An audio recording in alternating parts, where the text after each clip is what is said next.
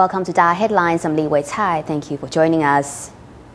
Coming up in today's show, continuing the circle of giving, impoverished farmers in Myanmar donate their harvest to those who are less fortunate. We meet one young Taiwanese girl who may suffer from debilitating muscular dystrophy, but who isn't afraid to pursue her dreams. And to cut carbon emissions effectively, riding bicycles and converting algae to biofuel may be an ideal solution. In Myanmar last May, impoverished farmers in 13 villages in Tanying received rice seeds from Tzu Chi to help them grow crops. Tzu Chi also gave the farmers tarpaulins to cover their thatched roofs and help shelter people and agricultural produce from the elements. Recently, Tanying's villagers celebrated a bumper harvest, and they reciprocated by donating some of their grains to people less fortunate than themselves. With gratitude and a strong desire to reciprocate, these farmers are here today with hefty bags of rice for the poor to thank Tzu Chi for the rice seeds that were delivered to their doorsteps in their greatest hour of need. I want to thank each of you for your kindness, for bringing your blessed grains to continue this cycle of love. Having just rattled along some 3 kilometers on his ox cart, Wu Po shines with pride and happiness as a donor of 10 bags of rice seeds. Upon seeing Tzu Chi members, he cheerfully takes out the book of Jing's aphorism that the volunteers gave him. Think kind thoughts, speak kind words, and do good deeds. The phrase is very meaningful.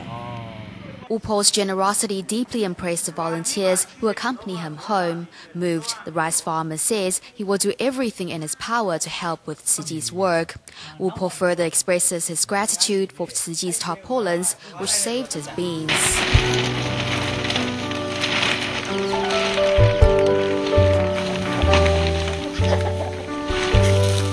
If it weren't for the protection over the roof, the rain would have gotten to my beans, making them sprout, which renders them useless for selling.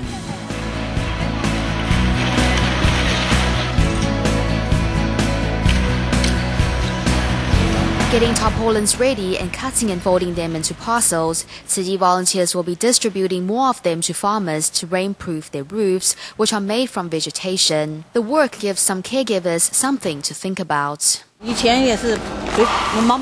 Before I didn't think much about rice, I just gobbled it down. But now, after I joined Tzu Chi, I understand that farmers work so hard to give us food for our table. I'm grateful to them, and by way of thanking them, I want to serve them. The simple sheets of plastic give farmers more hope for the future because they help protect their harvest, which will keep the family happy and fed. Turning to the Philippines, the city of Marikina signed a memorandum with Tzu Chi to promote conservation in the city's schools and residential areas.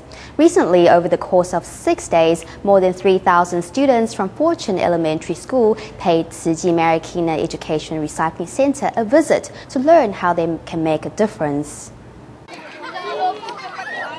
More than 500 students from Fortune Elementary School have come here to Tzu Chi Marikina Educational Recycling Center in the Philippines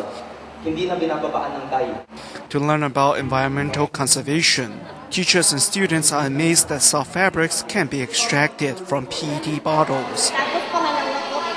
And through demonstrations by recycling volunteers, they realize trash is not necessarily useless.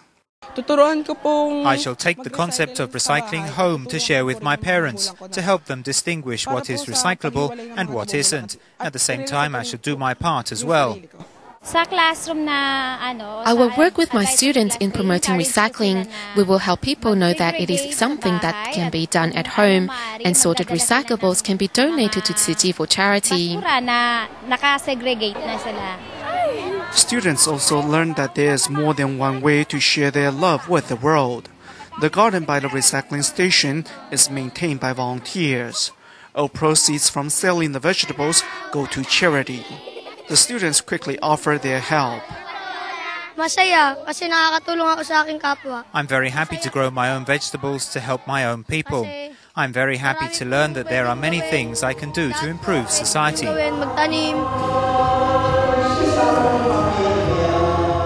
The field trip helped plant little seeds of compassion in the hearts of these children and may blossom to help improve the world. In China, where the Jingsi Hall in Suzhou is currently being built, a group of Shanghai Tzu Chi volunteers arrived to lay the ground for the facility using eco-friendly interlocking bricks that will help the earth breathe.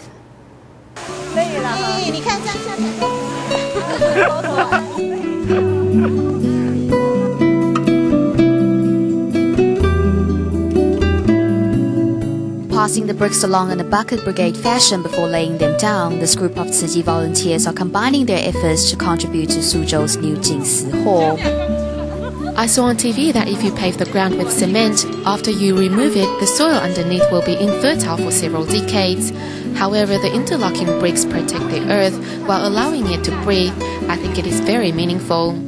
More than 70 volunteers from Shanghai started their day at 6 in the morning to travel to Suzhou. Unaffected by the drizzle, the volunteers are determined to contribute to the Tzu Chi chapter grounds. I learned more about Tzu Chi in our last gathering in January. The foundation was established to get people involved in charity. In our busy lives, to be able to do something meaningful just one day a week makes me very happy. After a morning of hard work, volunteers tour around the building site, followed by a visit to the Suzhou Jingsi Books and Cafe, ending this excursion on a spiritually fulfilling note.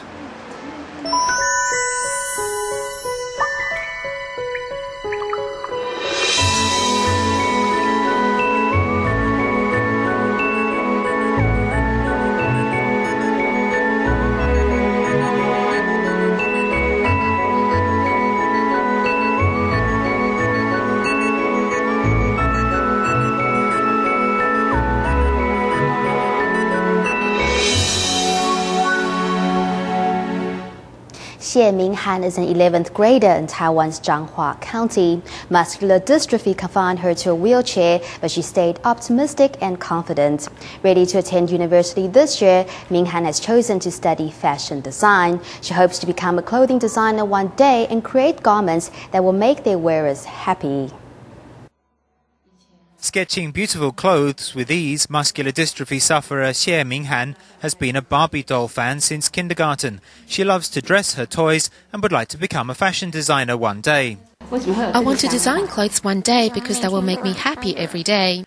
Hoping to major in fashion design, Minghan may be confined to a wheelchair with a body that slowly withers, but she makes the best use of her free hands to stitch and sew, working towards her dreams. She is always ready to express her thoughts, and she knows her goals in life, which she works hard to achieve. She told me that since she cannot do anything about her health, she has long stopped thinking about the unhappy things in life. She wants to live life in pursuit of her dreams. Minghan is known for her cheerfulness and confidence. She also insisted on attending a normal senior high school so that she could make more friends. The optimistic girl has her own blog and logs on to social networks like Facebook to encourage others like her. When she was in primary school, on windy days, I was always allowed to park my car right outside the classroom to pick her up. It was the same in junior high school. They made sure her classroom was on the first floor. Surrounded by abundant love, Minghan is grateful for her support system, as is evident from her smile, which grows brighter every day. Hairdresser Huang Qianting from Tainan became a violent mother under the stresses of life through becoming a school volunteer, and after counseling youngsters, ultimately Qianting discovered how to get along with her own children. Now her whole family happily volunteers, and she looks forward to helping more troubled children. In southern Taiwan, hairdresser Huang Qianting, apart from helping the women of her neighborhood sort out their hair, also takes part in volunteering for her community. Who would have thought she was once an abusive mother? When things get busy, it's difficult to concentrate. When I'm worn out and my children throw a tantrum, I get worked up and hit them with whatever I can find. A strained relationship with her mother-in-law and home and work were too much for Qianting. She vented her anger on her daughters until their relationship hit rock bottom. Only when the girls started to hit back did she realize the error of her ways. She became a school volunteer and her life was transformed. Only when you encounter it do you learn how to deal with it. You have to soften yourself and learn to let go. I want to thank my husband, who has always been forgiving and supportive. And my daughters have had a hard time. Yes, I really love them. Tianting discovered the compassion in her, and her relationship with her daughters begins to improve. After the 8.8 floods of 2009, the whole family even visited Pingdong to help with flood relief. Tianting says she will give all the more love to her daughters in the future and hopes to help even more troubled children. You can't abandon a single child. As long as they're accompanied by love, they will be fine. Love is indeed the best gift a family could give to a child. In our next story, we go to Indonesia to meet a young boy, Denny Saputra, who had once lost all hope for the future after his parents divorced and he became a street child. Fortunately, he was taken into a boys' shelter in West Jakarta, where he was given the chance to continue schooling. Playing football after school may seem like a normal routine for most children, but for these students at Jakarta's Zengkaren Boys Shelter, it's a rare opportunity.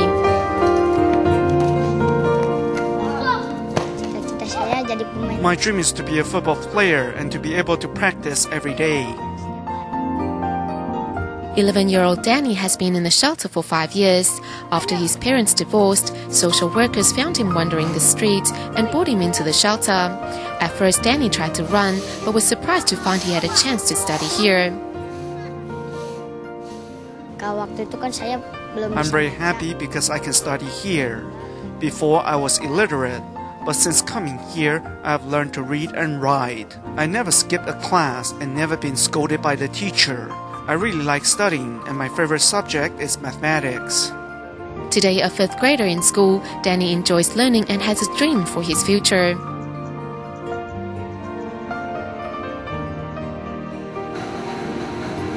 The boy prays every day in gratitude for what he has been given. Many of the children in the shelter shared the same fate as Danny and once wandered the streets, but not everyone is happy with what they have today. We take education seriously and hope the students can gain basic knowledge. We also teach the students craft work. We hope all the children here will have handcraft skills so that they are guaranteed a better future. City volunteers not only regularly visit the children but also share the organization's philosophy, hoping to guide the students to a brighter future. Over to Malaysia, 70-year-old Fan Qiling became immobile 8 years ago, and then when his cohabiting elder brother passed away, Grandpa Fan refused to move into an old people's home, and life became difficult for him. It was then that city volunteers took up his case, visiting to care for him, clean his house and bathe him. They also arranged for a neighbor to bring him 3 meals a day. Sungai Petani, Malaysia. City volunteers are visiting Grandpa Fan once again. As usual, volunteers assume their place and clean up Grandpa Fan's home, sweeping, brushing and wiping. Soon the small apartment is spick and span. Then the volunteers give Grandpa Fan a bath, cut his hair and fingernails to make him clean, fresh and perky. Whatever I want, the volunteers do it for me. If I haven't paid my electricity bill, they pay it. I'm so grateful to them. I wish them happiness and longevity.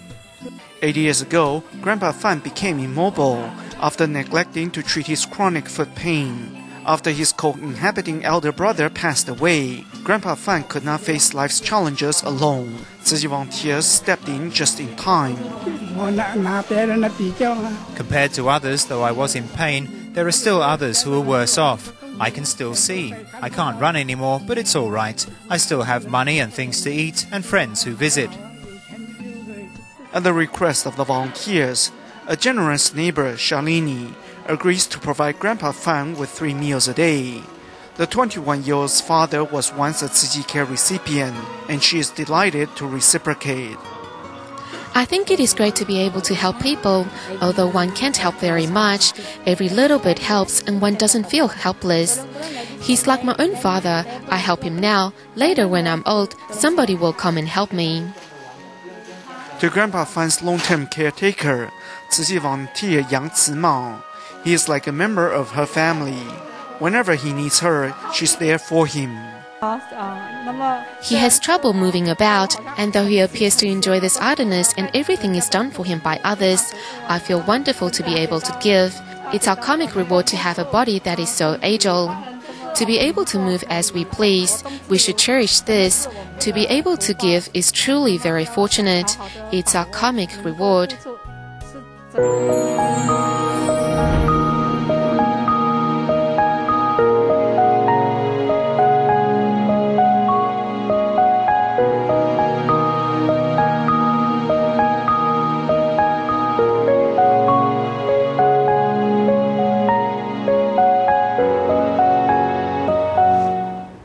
Vegetables and rice planted in a farm in Lingyuan community of Kaohsiung City, Taiwan, were usually given to the community's elderly people.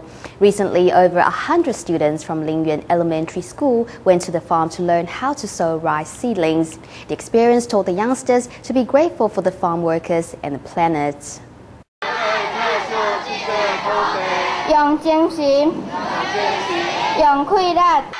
Over 100 Lingyuan Elementary School students in Taiwan's Kaohsiung City roll up their sleeves and pants to sow some rice seedlings.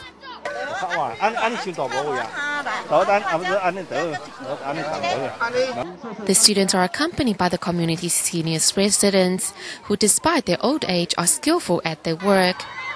The grandpas are awesome. They learned how to farm themselves. We let them experience the hardship of farm work. The farming experience helps the children understand the difficulties of farmers and also teaches them to respect elderly people while cherishing our planet as well. Taiwan was under Japanese colonial rule for about 50 years before the end of the Second World War. During that time, the Japanese set up state-owned enterprises, including the Taiwan Sugar Corporation.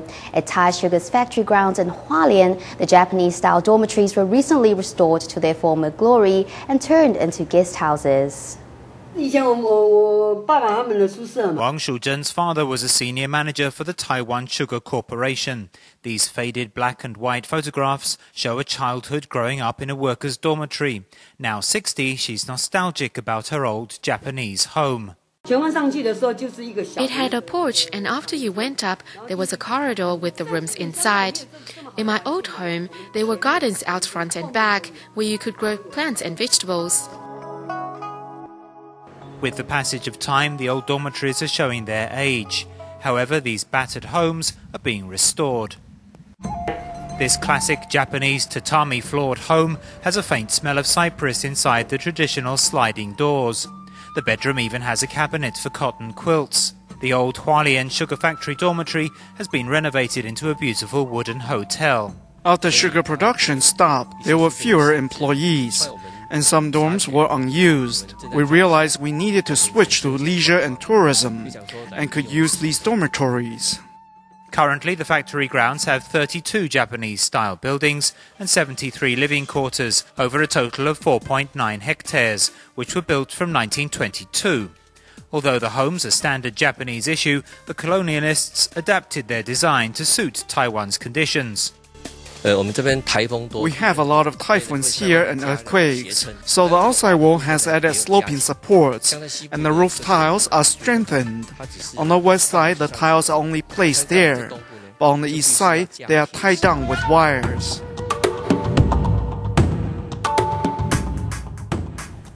Hualien County government has listed these nearly 100-year-old buildings as cultural sites, but years of neglect and weathering, floods and earthquakes have left them in a sorry state. With central government funding, Hualien Sugar Factory started restoring the buildings in 2007. We replaced the broken parts but kept the old facades to preserve their original cultural resource and give them historic value. The 3-year restoration project cost over $500 million. In the process, old craftsmen were called back to oversee the work to give the architecture a nostalgic look for the world to see. It's a representative memorial to a past age in Taiwan, and if it's used well, it could become a public ground.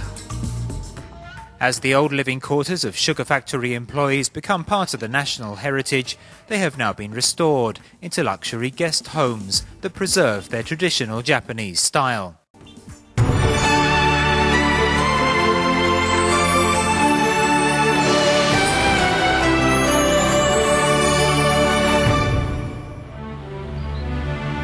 On this day, the 14th of March. On this day in 1879, the man who discovered the theory of relativity and the father of modern physics, Albert Einstein, was born to a Jewish family in the German Empire. He received the Nobel Prize in Physics in 1921. In 1939, Einstein helped persuade the United States to enter World War II and win the race to develop an atomic bomb.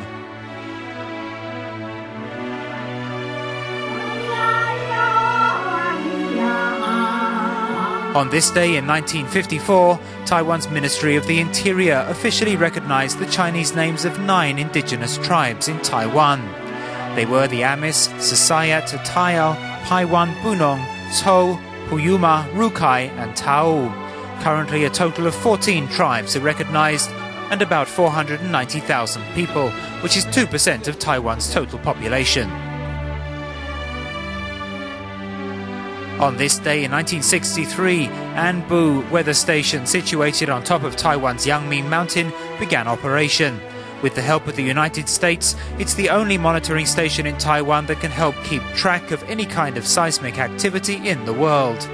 It recorded the infamous Great Tangshan earthquake of 1976 and can detect underground nuclear tests.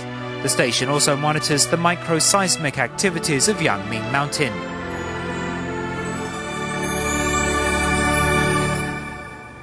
Cutting carbon emissions in southern Taiwan's Kaohsiung City, the government has come up with a super easy bike rental system and built bike trails to encourage citizens to ride rather than drive. Meanwhile, Taiwan Power Company is looking to algae to help cut the carbon footprint of its thermal power plant and turning the grown algae into biofuel. At this fish tank in Kaohsiung, Taiwan, oxygen is not pumped into the water. Carbon dioxide is instead. The algae inside the tank feed on the greenhouse gas through photosynthesis. This is a carbon reduction experiment by Taiwan Power Company. We capture carbon emissions and use them to grow these algae, which helps reduce the greenhouse gas, and in turn, the algae can be turned into biodiesel. Seemingly insignificant, algae can produce oxygen by feeding on the fumes from Dalian thermal power plant, greatly reducing the plant's carbon footprint. The city is employing many different techniques to help the industrial metropolis stay environmentally friendly. According to CNN, we are the most bicycle-friendly city in Asia. The city's bike trails, including the old Kaohsiung City and Kaohsiung County trails, are about 370 kilometers in total. The city also has an ultra-convenient bike rental system, which has the highest rental rate in Taiwan. This has helped Kaohsiung qualify for the low-carbon footprint city competition hosted by Taiwan's Environmental Protection Agency and to become the first model eco-friendly city in southern Taiwan. In Thailand's Ratchaburi province, city volunteers distributed posters bearing Jingsi aphorisms for shops to share with their customers. We'll leave you with these images. Thank you for watching Dot Headlines. Goodbye.